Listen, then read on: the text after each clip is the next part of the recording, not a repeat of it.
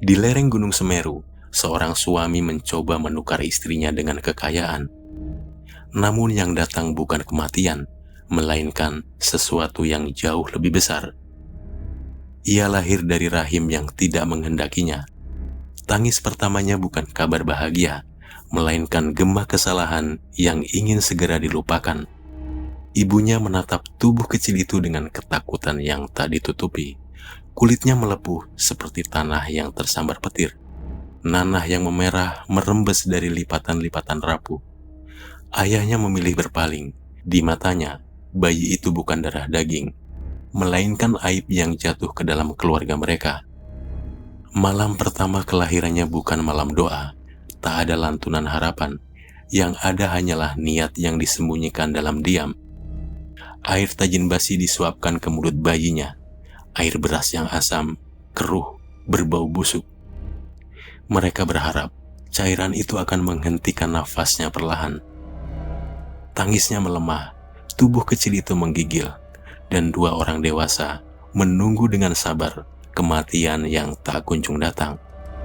Namun maut menolak menyentuhnya, entah karena Tuhan lupa menutup paru-parunya, atau sengaja membiarkannya hidup untuk menempuh jalan yang lebih panjang dari penderitaannya. Karena mereka gagal membunuhnya, mereka menyerahkan bayi itu kepada budenya. Perempuan itu tak melahirkannya, namun menggendong dan merawatnya. Tangannya yang kasar, hidupnya yang sederhana, tetapi hatinya memilih anak yang dibuang itu. Karena kulitnya tak sanggup dibalut kain, ia dibungkus dengan daun pisang, seperti barang rapuh yang bisa ditinggalkan kapan saja. Hari-hari adalah luka yang berjalan, malam-malamnya adalah tangis yang ditelan gelap. Pada usia 5 tahun, 3 kali jiwanya seperti melangkah pergi. 3 kali nafasnya hampir terputus. 3 kali ia menyentuh sunyi yang sangat dingin. Dan 3 kali pula, sesuatu menariknya kembali. Ia mengingat hening yang tak terbatas.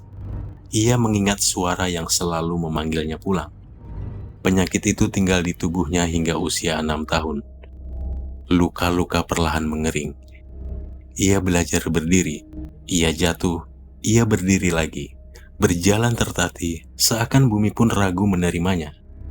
8 tahun usianya saat ia pertama kali masuk sekolah. Anak-anak menjauh, takut menyentuhnya. Menyebutnya menjijikkan. Ia tak membalas. Sejak kecil ia telah belajar bahwa dunia bukan tempat yang ramah. Pagi ia belajar membaca huruf. Sore ia menyapu lantai, mengepel, mencuci piring, dan mencuci pakaian.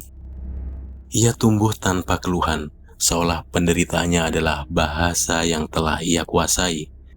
14 tahun ia lulus sekolah dasar.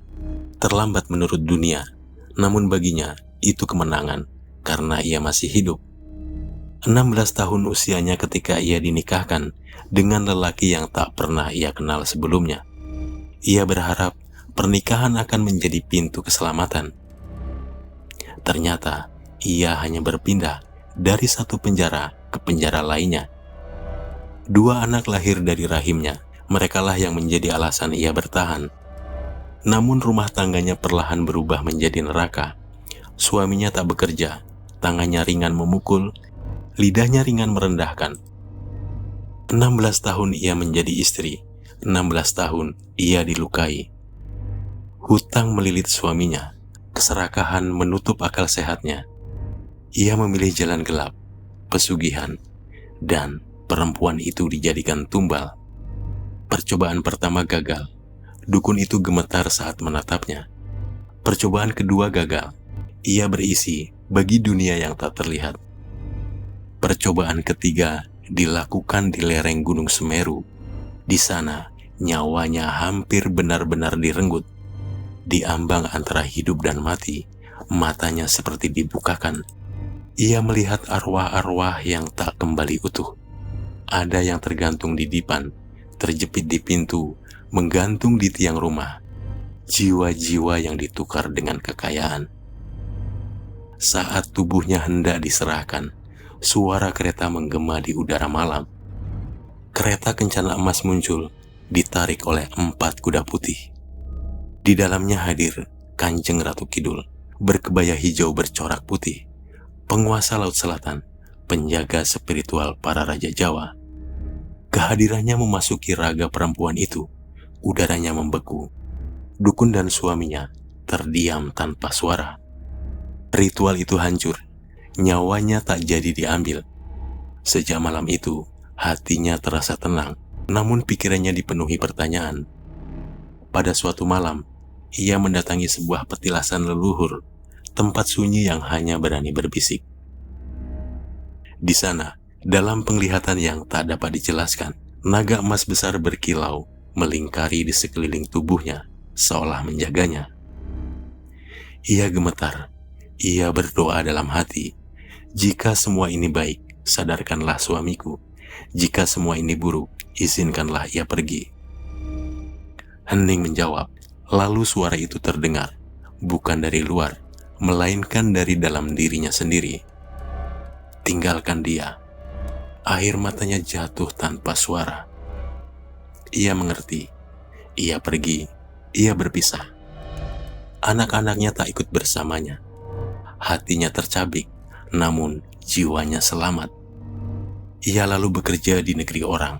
Kehidupannya menjadi lebih baik. Ia belajar tersenyum lagi. Namun setiap malam, separuh hatinya selalu pulang kepada anak-anaknya. Diam-diam ia mengirim uang, mengirim makanan, mengirim cinta yang tak pernah berhenti. Hingga suatu hari semua itu diketahui, dan bantuan yang ia kirimkan dirampas tanpa sisa. Kini hidupnya berkecukupan, namun lukanya masih bernafas. Ia tidak menyimpan dendam, bahkan kepada orang tuanya yang dulu ingin memadamkan nafasnya saat bayi. Ia tetap berusaha menjadi anak yang berbakti, karena ia tahu rasanya tidak diinginkan dan ia menolak mewariskan kegelapan. Ia adalah perempuan yang seharusnya mati sejak lahir, namun bertahan melewati gelap yang berlapis-lapis, bukan sebagai korban, melainkan sebagai jiwa yang tak bisa dipadamkan. Dan di tengah sunyi yang panjang, ia tetap berdiri, memberikan ritual kepada Kanjeng Ratu Kidul.